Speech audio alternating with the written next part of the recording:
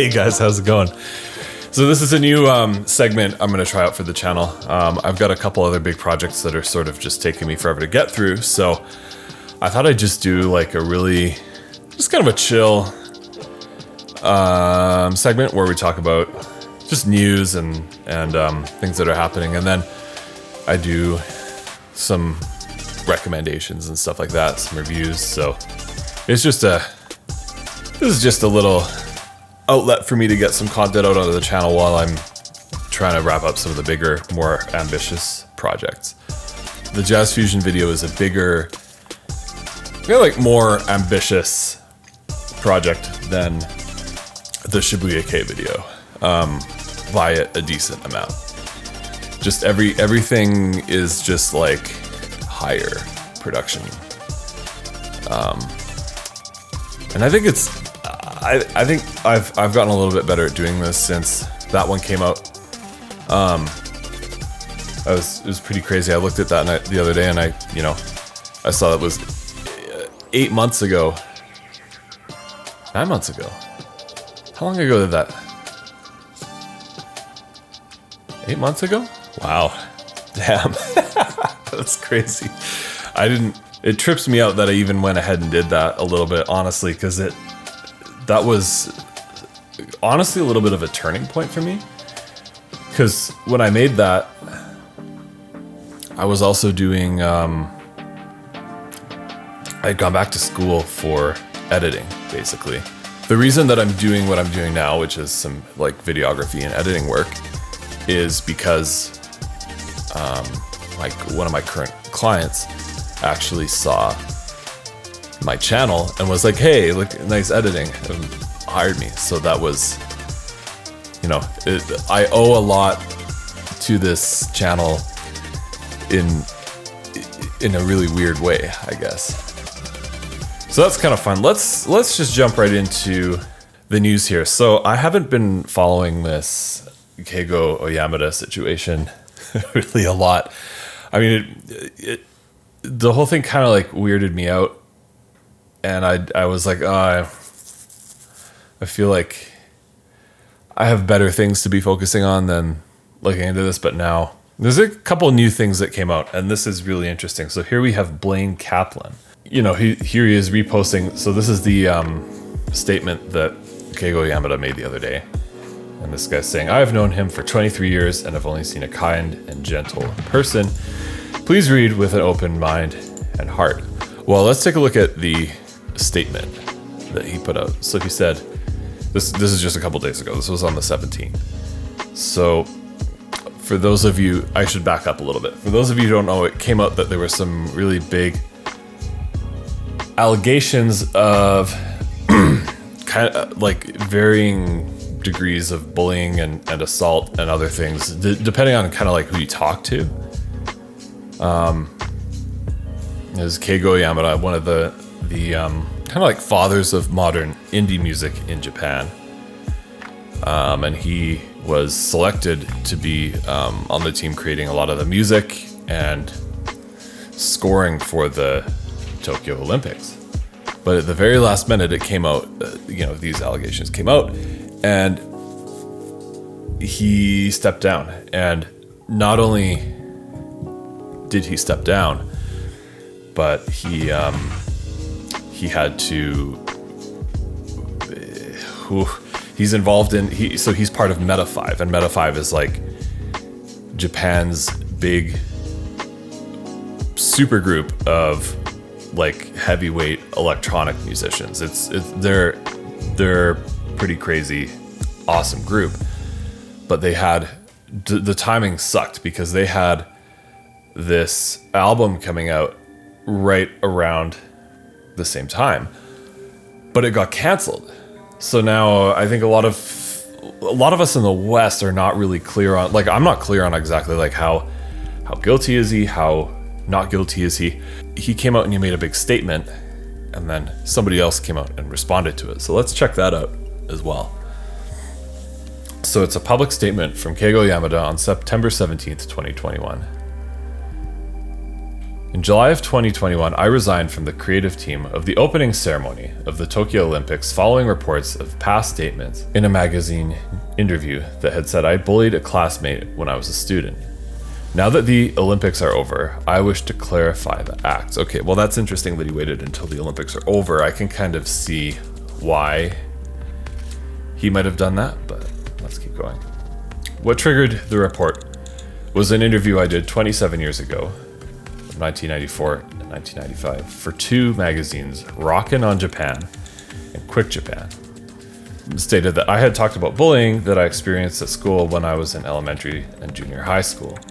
In one story, I spoke on the way home from elementary school where a classmate said jokingly that he could eat dog feces and was on the side of the road and picked it up and put it in his mouth and immediately spat it out. All the children laughed, including the classmate who performed the act. The other story is that I forced a classmate to move, which I also did not do. The perpetrator was a senior student who was older and intimidating us. I mentioned during that interview that I had witnessed outrageous violence beyond my moral limits when I was a student and that I had become withdrawn and distanced myself from people. Seems a little vague on that one. I don't know about that. That's quite a kind of twisting his way out of that, actually giving the details on that, but okay. I spoke of such things during the interview, but the magazine that was published had misleading headlines mentioning that I had violated a classmate. Since I could not check the manuscript for Rockin' On in advance, it was only after the release of the publication that I saw the article. I was shocked with the factual inaccuracies, but at the time, I did not have the maturity to realize that I should correct them. In hindsight, I regret that I did not set the record straight directly on Rockin' On. I had agreed to interview with Quick Japan, this would have been a year later, with bullying as a theme, as I had felt that I wanted to correct the misinformation. The publisher's plan and intention of using bullying as the main subject of the article, to my current understanding, is unethical and lacking consideration for the feelings of the victims and people who are in the same position. However, at the time, I did not think about this and did the interview and explained what I had witnessed as a child. After the publication of the two magazines, a blog post was edited to make it seem as if I were the perpetrator of the gruesome acts of violence and was published. The false information spread throughout various forums and social media is now used as a source for most publications, even though the interview with Quick Japan clearly states that the violent acts were not committed by me. I am fully aware that my tone of speech for both interviews was vulgar and inappropriate, and I would like to sincerely apologize to the people involved for this, and for bringing up such horrific events and not taking into consideration the humiliation, pain, and suffering I caused to the bullying victims by exposing their personal trauma to the public. I deeply regret both my actions in the past and the way I talked about them in the articles, which reflected a past attitude I am not proud of. Over the past 2 decades, I have tried to think with a broader perspective and an awareness of how I should relate and contribute to society. And I will continue to reflect on this more than ever before, as a person and as a musician. Humbly, Keigo Oyamada. Well, this is a substantial departure from the overall tone and the way that people were talking about this in the news a couple months back. And if this is not new, I mean, I haven't been following this really since I made the last video about it. And it's his side of the story. So there's a couple different aspects to it. One, I'm not all that hesitant to discount the fact that those magazines might have bent the truth. That's something that we see happening all the time, and that really doesn't surprise me. But I would like to see maybe someone else kind of, a third party, maybe elaborate on that a little bit. I think that would be helpful. Because he's saying all these things here, but it's like, well, who's backing you up on these claims? Because if what he says is true, I think that really like flips the script a lot. That really makes it seem like, sure, he might have not been the best person in the past, but does he deserve what kind of just happened? Well, maybe not.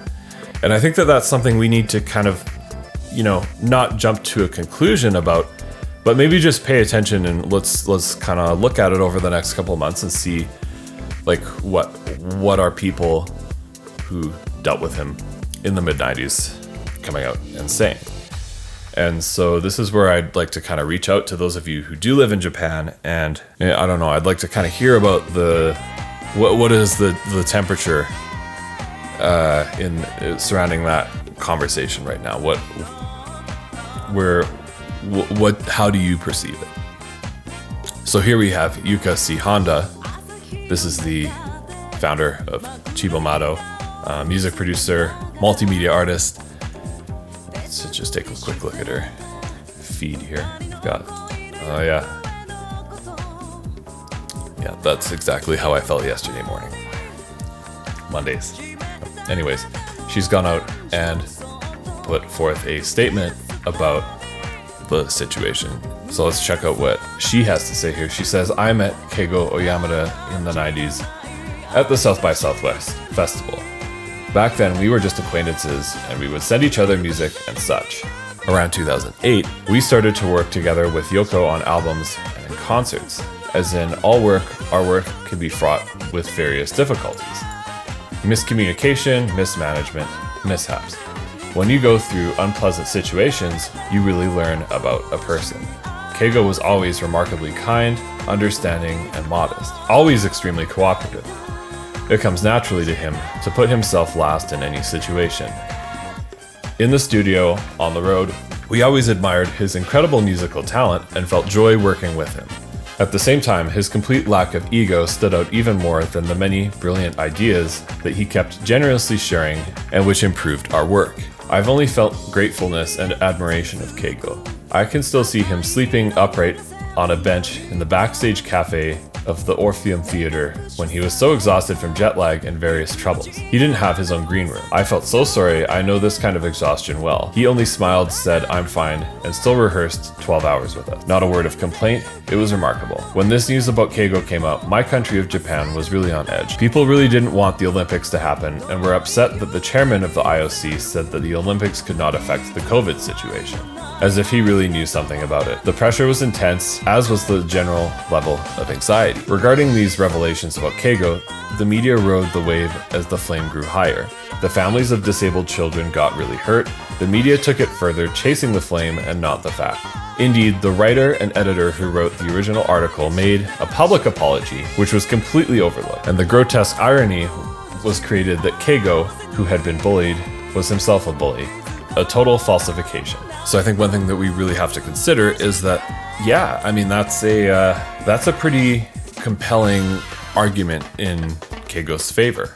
And, you know, I think it's maybe this is a conversation that is worth revisiting now that the Olympics are over and maybe people are feeling a little bit less, less tense about the whole situation. But the other thing to remember is that there were people involved in his circle who were saying that just due to his profile and his influence, people were afraid to speak out against him. So is that something that Yuka was kind of influenced by when she wrote this? I don't personally know that she has any reason to be, but this is why I think we still need to hear from more people. But if it is the case that Keigo is not the person who we were saying he was, that's very unfortunate. Another person coming out and making a statement. This time it's Ryuichi Sakamoto. Here we have an article on Yahoo Japan. And it says this. It says, world-renowned musician Ryuichi Sakamoto updated his Instagram on the 21st of September. Wrote his personal opinion about his apology on SNS. Sakamoto posted the address of Oyamada's apology on Twitter and said, I finally got to read Oyamada's text, explaining that he had read the apology, which was over 5,000 characters long. He added, I cried a little while reading it. It's not easy to write such a sincere sentence. You have to look inside your own heart without clouding it. I'll be patiently waiting to see what kind of music will be born in the future. On January 17th, Oyamada apologized again via SNS on his solo career name Cornelius, writing a detailed statement of the facts of the case with a length exceeding 5,000 characters. So again, this seems fairly compelling to me because unless somebody tells me otherwise, I don't have any reason to question the character of Riichi Sakamoto. And it's one of those things where if Oyamada is more innocent than he seems to be, or than he seemed to be, you know, maybe it will take him some time to rebuild his reputation or something like that. But he's also going to have to find a way to like reconcile with all his peers. And we'll kind of have to see what comes out of that, because for those of you who weren't aware, I think right after I published the other video, the new Meta 5 album was canceled, indefinitely postponed. We have scandal-tainted ex-Olympic composers band cancels album release, terminates radio show. Keigo Oyamada, who had been in charge of composing music for the Tokyo Olympics opening ceremony, resigned on July 19th from the creative team over past magazine interview articles, so on and so forth. The website does not mention whether Oyamada's resignation has anything to do with the cancellation of the album's release. Well, I can't think of any other reason for the cancellation of the album's release. The website also announced that a public talk event on the album's release at a music store in Tokyo's Shibuya district was canceled. Now, I know there's a lot of other Meta 5 fans out there who are pretty disappointed in hearing this news. Like, the single that they put out for the album was very cool, and I think that they are a very important band right now. Like, the stuff that they released, like, they didn't put out a lot of content, but they were very cool.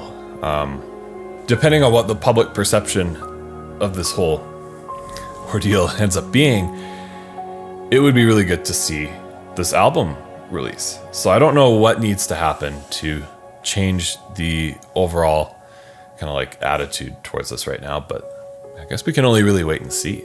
That's all I really have to say about that for now. Again, it would be nice to hear from some people more local to the issue, and kind of, you know, I have been ignoring this. I literally just read all this content the other day. So maybe there's facts that I'm ignorant to. Maybe not. Who knows? But let's wait and see. So anyways, let's get on to a couple other things that have happened.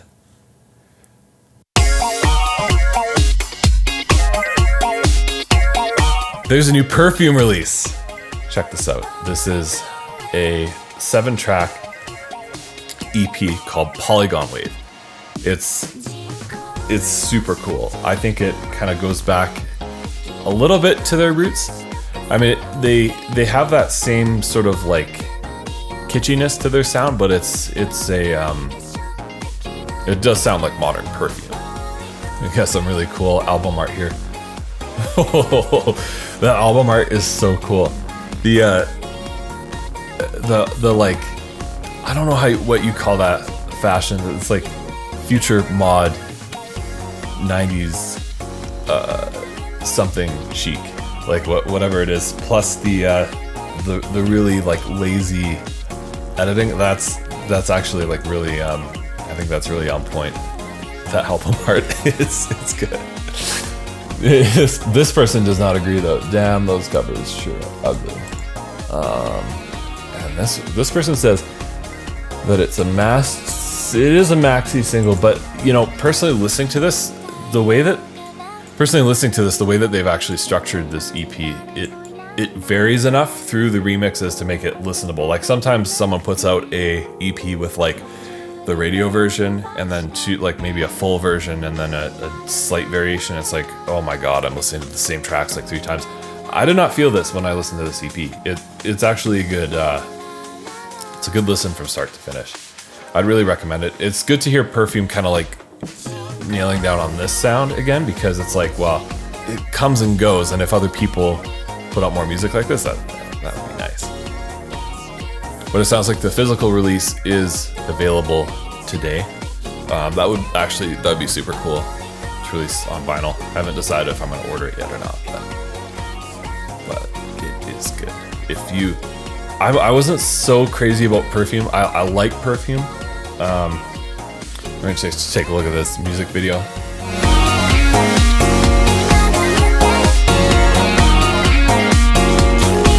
I we got a Tesla and we got some 80s. Oh, oh wow, that's cool. I like that. That's a good set. That's good set design.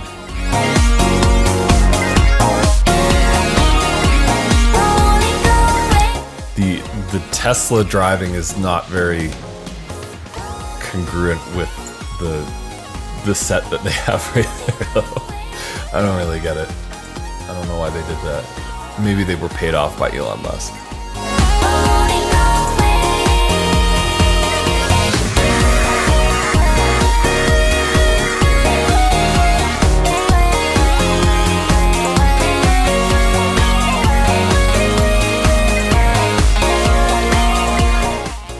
I don't know why that bothers me. Maybe the choice of car? Maybe because they're driving a Tesla around? If it was like an old, like, I mean, if they're driving around something like this, I think that would do it for me a little more, I think. I don't get the Tesla, honestly. I feel like that was either sponsored or just like someone on the production crew had a Tesla and they're like, hey, let's use my Tesla. Hey, Teslas are cool. But it's oh, it goes vacant at the end. It's self-driving. Okay, I get it.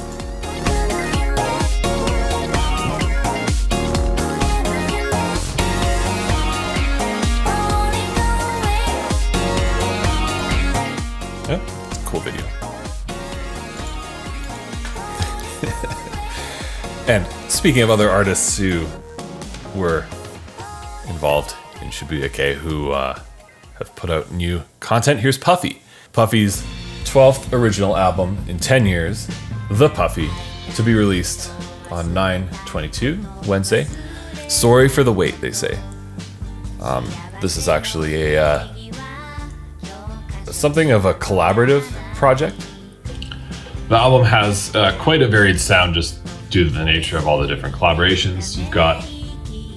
You've got Unicorn, Ellegarden, Escape with Columbia, DJ Mass, who else? Panda Boy. Let's see. I found this one's a little hit and miss. Some of the more like upbeat, like rock punk stuff at the beginning of the album, I wasn't really into that. But track number 6, I think it's Maybe Sinful, is so good. It's got that like, I don't know how you describe that sound. It reminds me of something. What does it remind me of? I'll edit that in, what it reminds me of. But this one's composed and produced by Ryo Hayashima. Super good track. Actually, the second half of the album, I think, is a lot stronger. Oh, there's tofu beats at the end of it. That's cool. Puffy and tofu beats. I don't know if you've ever heard that before, but that's awesome. But no, totally worth a listen. Definitely go grab this one. I don't know if there's a vinyl release out, but this would be cool to own on volley. This would be cool to own on vinyl because that album art is really cool. Oh, I don't know. I've seen a lot of promotional stuff with these characters. I don't know. Is that new? I don't know. I don't look at album art sometimes, so you'll have to excuse me.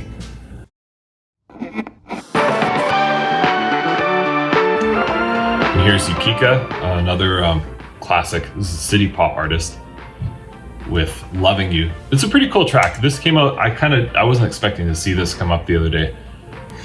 It's actually a really solid track. She's continuing sort of the disco city pop sound. But this is her third 2021 single, so that kind of points to the direction that there should be another album coming pretty soon. I don't feel like city pop is really waning in popularity all that much. In fact, the video I did about it is actually getting more views now than it did when I released it. So that's kind of been interesting. Man, I really wish I could redo that video.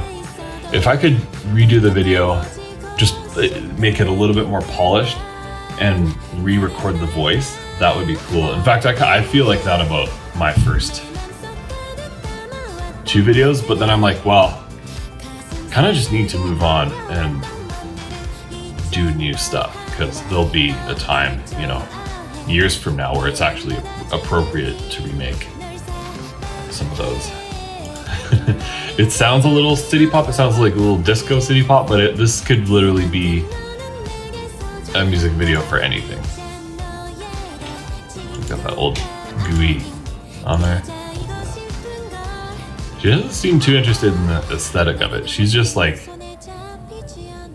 I want to make this video, which is fine. It's a good video. It's just not very city pop, is it? Oh well. This is the second installment in her Time series where Yukika portrays a story, which I would assume would be the theme for the new album. Ubuntu Entertainment says it captures the ears in an instant by violently pouring out the long-suffering emotions of love over the dynamic melody. I wish I could just come up with stuff like that on the fly. That's that's a nice little bit of hyperbole there, but no, it's a pretty cool track, and I'm excited to see what the new album looks like. There's definitely a lot of new sort of like city pop style content coming out there. I haven't really been keeping up with it, but the genre doesn't die. I think it's going to be one of those things that just sort of sits in the back of people's minds for a while.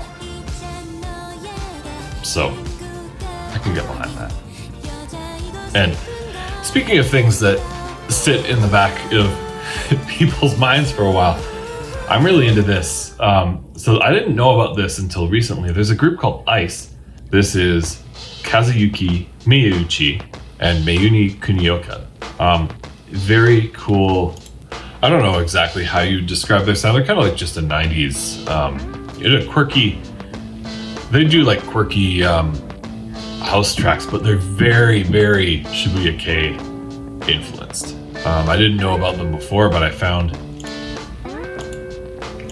this album, and I've been listening to it like non-stop for the last week. It's super good. So I would highly recommend this one.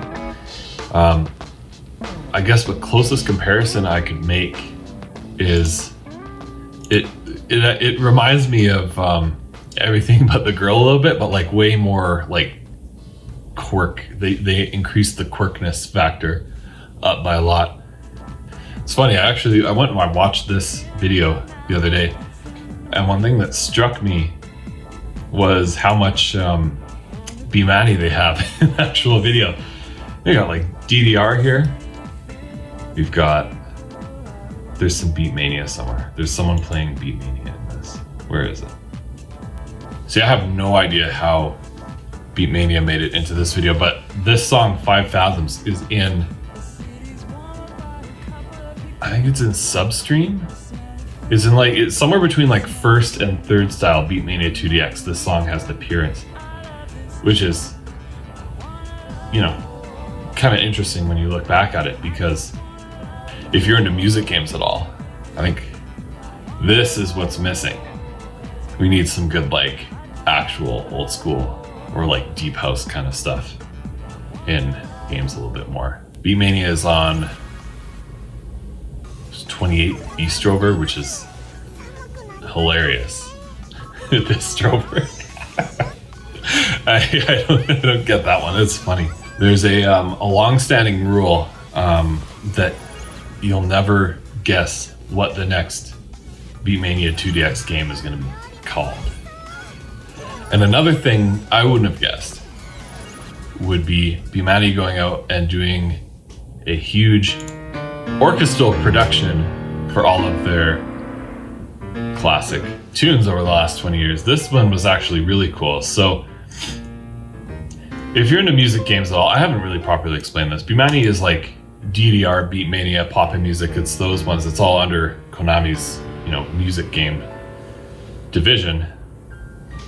This came out just a couple days ago. There's a bunch of tracks on this. Like, this would have been a ton of work to do, but it's like a full orchestral reinterpretation of a lot of the original, I don't know if I say original, but modern classics from the music games. But they're super good. I found that the tracks that are more based on actual orchestral tracks are a lot better than the ones that are just kind of like forced in there. Like Smooch and Murmur Twins, like I found it amusing to kind of hear. Oh my god. I just realized that the audio died for the last like 20 minutes of recording, so apologize for that. Hopefully I'll be able to make the iPhone audio sound decent. Yeah, we'll see how that is. Now, this series is supposed to be like really quick and easy to do, so I can do one like every week or two, so I'm not gonna fret too much about that. You guys are cool. You'll give me a pass for the audio, I know that. Some of the tracks like Negeki are like, they're very cool to hear with like a full orchestral production. They're a stronger track for not having like a techno beat in the background. It's very, very cool to listen to. They couldn't resist the urge to put like a little like electronic beat in the back, a lot of them. I found that was like a little bit unfortunate. But still, like if you're in a B-Mani at all, this is a cool release. You should go pick it up. Now, if you're anything like me, you like to go get music recommendations off of YouTube. It is a platform where people get to express themselves freely, and you're not at the whim of a gatekeeper on like you are on sites like Pitchfork, where somebody else tells you what you need to listen to. No, on YouTube it's strictly the algorithm and people voting with views. And that's why I like channels like this so much. So this guy, Quantum Foam Sounds, has some of the coolest uploads I've seen recently. A lot of really interesting, kind of overlooked artists on this channel. And he has like a really cool way of presenting them. And he uploads fairly regularly. So he does a lot of Hiroshi Yoshimura, Riichi Sakamoto, John Cage, Haroumi Hosono. So if you're into anything in that sort of sphere of music, definitely go check out his channel. What else has he got? Yeah, like this guy's taste is amazing. You have to go subscribe to him. I was checking out this one. Background music for Japanese Muji shopping. Here we go. This one's really cool. This is Kazumi Tokada's Forecast channel. This is actually the guy who did a lot of BGM for some of the Nintendo stuff. So, you know, this guy really knows this guy really knows his niche. So that's really cool. Very cool to see this. If you guys know any more channels like this, people who are putting up really nice, you know, compilations kind of in that genre or anything else really, just shoot us a recommendation and we'll feature it on the next segment. I'm just gonna keep moving on with recommendations. You're still watching, so I might as well. This is Love Song by Sup. This is another one of those sort of like past referential type indie groups. They're based out of Tokyo, Japan. Sup is Akimoto Maeda, Kazuya Hayashi, Thank You Shiratsuchi, and Atsushi Hagimoto. This is a really cool group. They do a style of like male vocals that you don't really associate with, I think, other bands in this niche, but it's kind of interesting. I found that this track had a lot of good experimentation in it. The vocals are a little bit abrasive in some parts, but I thought that was cool. And if they're able to kind of keep working on this aesthetic, I mean, this band is going to be pretty successful because they do a good job. Another band who does a good job of what they do, Wings of Izang. So if you're at all into post-rock, post-metal, math rock, like that kind of thing, this is a Korean group who does their take on that, and it's super well done. But this album is a story about the inner side of ego, who cannot belong anywhere and stands precariously on the borderline between hope and despair. And I think that's a pretty accurate way to describe the sound of this record. Definitely something I want to start talking about a little bit more is shoegaze, post-rock, post-metal, even metal, honestly, if I can get away with it. It's that kind of realm of indie music is something I've always been really into. And Japan, and then increasingly more and more so South Korea, have have adopted like a take on these genres that's really kind of grown into its own sort of beast over the past couple of years. Like this group, they're super shoegazy. They have moments that are just like the post rock or math rock kind of arpeggios. They're very dynamic. The tracks are kind of all over the place in terms of mood and feeling, and that's something that's really good for a genre that can often get a little bit boring and repetitive. So I look forward to seeing what else this group comes up with, and I'm hoping that maybe some of these guys can get a little bit more recognition in the Western community, because their stuff is really good. This is another one I really liked. I don't have much to say about it, and I'm also not really going to try to pronounce it. I'm sorry. Somebody, maybe I'll ask somebody for next time on how you say this, but this is like a really cool kind of like crossroads between indie and like a traditional, kind of more traditional Vietnamese sound. But I thought this release was really compelling. I was into it. The first track I was kind of like, okay. And then as I got more into it, I was like, oh, I'm going to actually listen to the whole thing from start to finish. So definitely a group to follow. I don't know much about Vietnamese music. I'd like to learn more. And if I keep finding releases like this, I'd like to do that. So this is really solid. Now, out of everything that I've talked about today, this is definitely my favorite find. This is Sheje. I don't know if you say it like that. I'm bad at words and talking. This group has a very, very cool aesthetic. And if you're into any of the like For Tracy Hyde or Lovely Summer Chan, any of that stuff, this group does like really clean, well-composed indie tracks. They sound a lot to me like No Vacation, which is it's a really good thing. No Vacation's awesome. They do it sort of like very atmospheric, dream pop kind of thing. It's cool. I mean, this is what I'm all about right here. Go give them a subscribe. They don't have a ton of followers, but their music video, for what you see, it's a super good music video. I think I might re-upload this on the music channel just to give them a little bit more hits. But it's crazy to see such a new band have such a well-established kind of like aesthetic and sound to them. That's really impressive. I can only see them getting better and better, and if they could get a little more recognition, that would be awesome.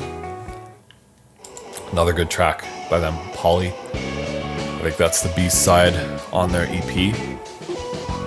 Anyways, that's about all I've got for you guys today. That was kind of fun to do. I was inspired by Level 1 Techs on that one, just the way that they have their format. Obviously, this would be more fun if I had somebody else here to riff off of, but that's a work in progress. We'll see where I can get with that. But yeah, continue to stay tuned, and I'll keep you guys posted on how the new videos are coming. Again, I started a company, I started a business. I'm super busy. The support that you guys have given me keeps me motivated to keep working on this, and I really want to try to give this channel the attention it deserves. My next big feature video that's coming up on the channel is a 20-minute video essay about For Tracy Hyde. I've been kind of working on this one for a little bit. It's been a bit of a challenge just because I did it a while back. I filmed it and then I hated it. I thought I sounded kind of flat and boring, and they're a band that I really respect and really influenced me over the last, I don't know how many years now. But I want to try to do them a little bit of a tribute that kind of does them justice. And I looked at what I made and I was like, not good enough. So I'm working on it. One thing that I'm trying to get out of is the video essay format. I want to try to do something a little more dynamic, maybe a little bit more walking around, more locations. Let me know how you guys thought about the new format. Maybe it bored you to tears, maybe you loved it. I'm gonna try to do one of these every week. maybe, maybe not. This format is just so much easier to do. It's really lazy, really chill, and just kind of gives me an opportunity to like interact with you guys even when I don't necessarily have the time to put like a bigger, more impressive video together. So with that aside, I hope you guys have a really good week, and I'll see you next time.